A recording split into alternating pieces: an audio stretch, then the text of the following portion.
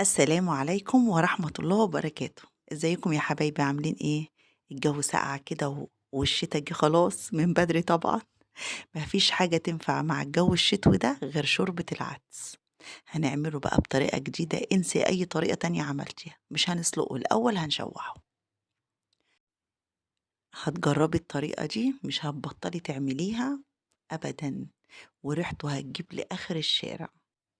لو أول مرة تشوفوا قناتي أنا سماح أحمد، ويلا بينا نبتدي الفيديو بتاعنا. بس الأول نسمي الله ونصلي على الرسول، ويلا نبتدي على الفيديو على طول.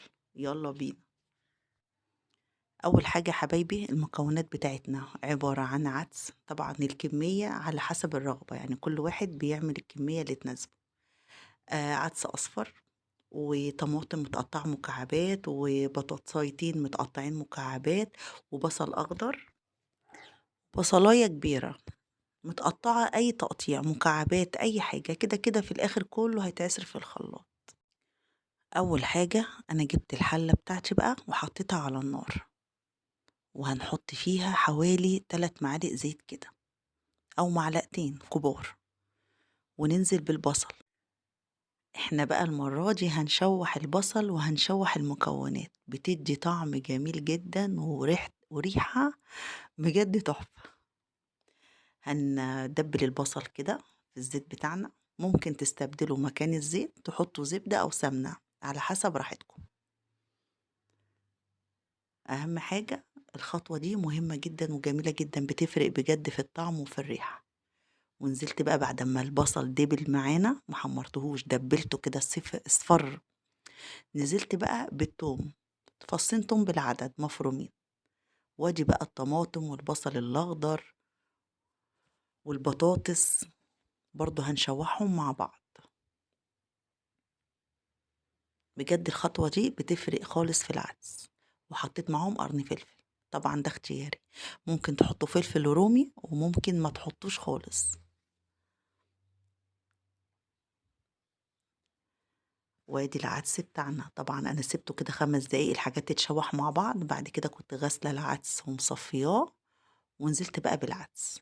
برضو هقلبه كده تقلبتين، وبعد كده هننزل بقى بالمية بتاعتنا. فكرة التشويحة دي فكرة بجد جميلة.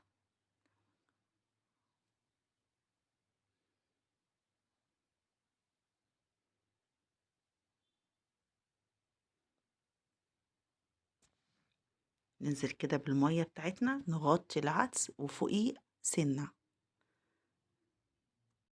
يعني هنعلي المية عن العدس كده حوالي 2 سنتي أو 3 سنتي. بعد كده نغطي العدس، وبعد كده بقى نشيل الغطا ونبص كده. بصوا، داخل بقى كده في السوا. سيبه بقى يكمل سواه. طبعا العدس ده كل الناس بتحبه في الشتاء، بيدفي وبيبقى جميل. أكلة مميزة عند الجميع. كده خلاص كل المكونات استوت. العدس استوى، والبطاطس استوت، والطماطم استوت، والبصل الأخضر بقى في العدس بيدي طعم رهيب. جربوه وإن شاء الله الطريقة دي هتعجبكم. بعد كده بقى نغطي الحلة ونسيبها لحد ما تبرد خالص براحتها، ونعصره بقى في الخلاط.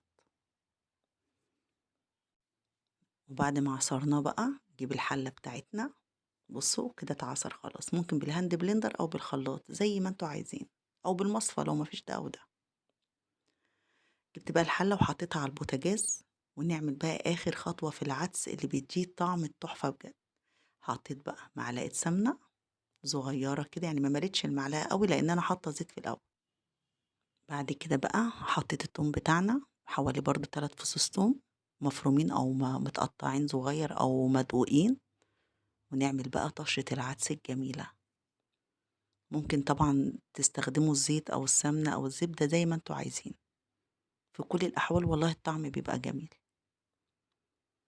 خلي التوم يبقى ذهبي كده، وبعد كده ننزل بالعدس على طول. أحلى شوربة عدس هتتدفوا بيها في الشتاء. ننزل كده بالعدس بتاعنا اللي احنا عصرينه. ونحط بقى واحدة ماجي أنا فرماها كده بإيديا عشان تبقى ناعمة، وكمون وكزبرة، بس مش هاحط أي حاجة تانية، والملح طبعًا بتاعنا، ونقلّبهم ونسيبهم بقى يغلوا كده غلوتين. طبعًا إن حبيتوا تحمّروا شعرية وتضيفوها يعني للعدس وتخفّفوها بحبّة مَيّة.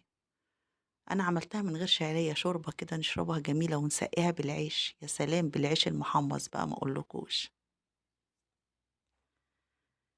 كده خلاص بقى نطفي عليها ونروح نغرفها، تحفة بجد. أدي الطبق بتاعنا، أتمنى بقى إن أنتم تجرّبوا طريقة العدس ده، كُلّه هيحبه.